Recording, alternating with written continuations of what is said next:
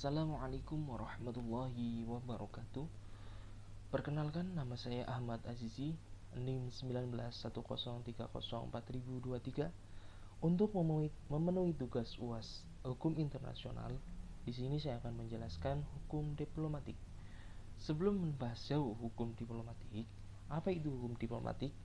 Hukum diplomatik adalah serangkaian aturan dan kaidah hukum yang mengatur tentang kedudukan dan fungsi misi diplomatik yang dipertukarkan oleh negara-negara yang telah membangun komunikasi dalam bentuk hubungan diplomatik.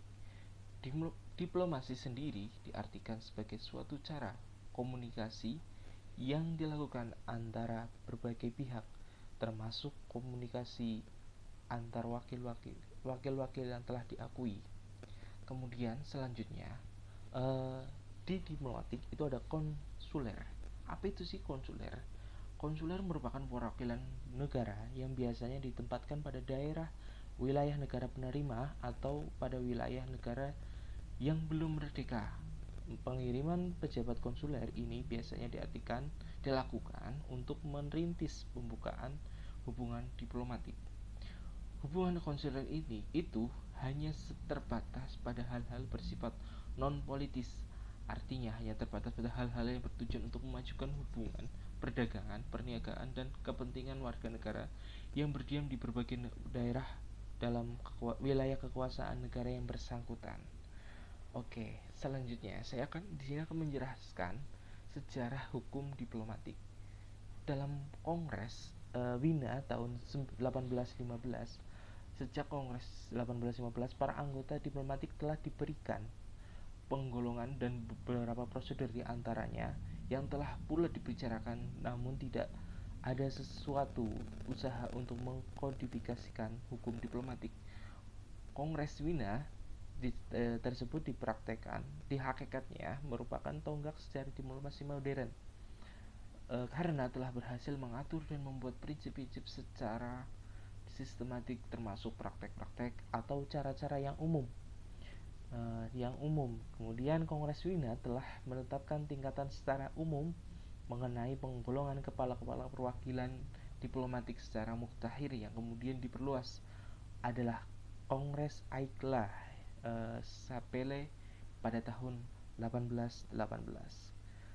Kemudian pada masa LBP tahun 1927, kodifikasi terhadap prinsip-prinsip diplomasi barulah dipandang cukup berarti. Pada masa itu dibentuk komite ahli untuk membahas perkembangan hukum internasional, di mana telah dilaporkan bahwa dalam subjek diplomatik haruslah diatur secara internasional. Namun, rekomendasi komite ahli ditolak oleh Dewan LBB, sementara Konferensi Negara-Negara Amerika di Havana tahun 1928 telah menganggap bahwa masalah itu sangat penting. Kemudian, masa PBB.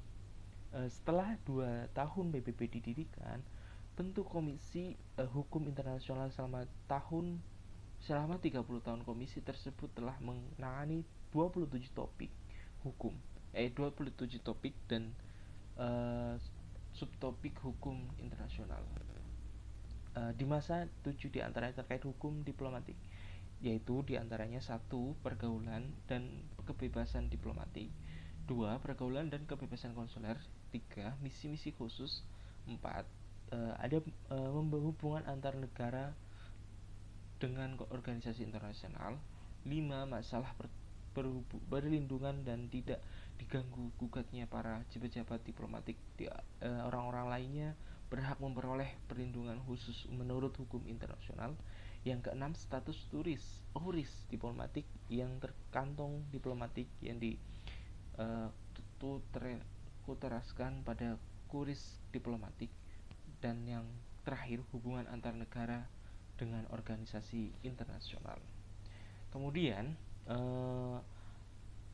pembentukan utusan diplomatik. Pada pasal 7 Konvensi Wina 1961, personal diplomatik dari suatu perwakilan diplomatik adalah terdiri atas anggota-anggota staf diplomatik yang dipimpin oleh seorang kepala misi diplomatik yang disebut chef de mission atau chef de poste, Anggota-anggota staf perwakilan juga dapat terdiri atas tenaga-tenaga ahli yang berfungsi sebagai atas militer, atas kebudayaan, atas perdagangan, dan lain-lain. Kemudian, pembentukan konsuler. Pada pasal 2 Konvensi Wina 1963, hubungan konsuler menentukan sebagai berikut.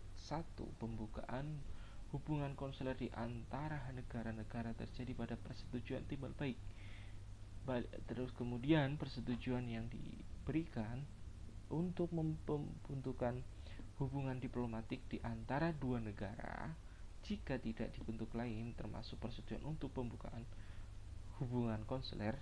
Dan yang terakhir, pemutusan hubungan diplomatik tidak dengan sendirinya mencakup pemutusan hubungan konsuler. Kemudian poin selanjutnya yaitu klasifikasi utusan diplomatik. Pada konferensi Wina tahun 1815, duta besar berkuasa penuh atau ambasador, yaitu perwakilan tingkat tinggi dan mempunyai kekuasaan penuh serta luar biasa. Yang kedua, duta, yaitu perwakilan di bawah duta besar yang dalam menyelesaikan segala persoalan hubungan konsultasi dengan pemerintahan. Yang ketiga, menteri residen, yaitu perwakilan yang hanya mengurusi urusan negara, tidak mewakili pribadi kepala negara. Yang keempat, kuasa usaha, yaitu perwakilan diplomatik tingkat rendah yang diakreditor oleh menteri luar negeri. Yang kelima, atas, yaitu pejabat pembantu dari duta berkuasa penuh. Atasnya terdiri dari atasnya pertahanan di bidang militer atau bidang militer, kemudian atasnya teknis atau bidang perdagangan, perindustrian dan kebudayaan dan pendidikan. Kemudian klasifikasi utusan konsuler. Yang pertama ada konsuler jenderal yang membawai beberapa konsul yang ditempati oleh ibu kota negara. Yang kedua ada konsul dan wakil konsul. Konsul mengepalai suatu konsulen yang kadang-kadang diperbantukan oleh konsul jenderal. Kantornya bernama konsulat. Wakil konsul diperbantukan kepada konsul atau konsul jenderal yang kadang diserahi pimpinan kantor konsuler. Kantornya bernama vice consulat. Dan yang terakhir ada agen konsul dengan tugas untuk mengurus hal-hal yang bersifat terbatas dan berhubungan dengan konsultan. Kemudian ada kekebalan diplomatik. Dalam konvensi Wina, kekebalan diplomatik ada beberapa hal. Yang pertama, ada kekebalan atas diri pribadi yang diatur pada pasal 29. Kemudian, kekebalan keluarga seorang pejabat diplomatik. Dan selanjutnya, kekebalan dari yurisdiksi dan kekebalan dari yurisdiksi kriminal atau pidana. Terus selanjutnya, kekebalan dari kewajiban menjadi saksi. Selanjutnya, kekebalan kantor perwakilan negara asing dan tempat kediaman wakil diplomatik. Dan yang terakhir, kekebalan korespondensi. Apa sih yang terakhir nih? Apa sih hak-hak istimewa diplomatik? Ada dua nih. Hak istimewa diplomatik adalah hak pembebasan biaya cukai.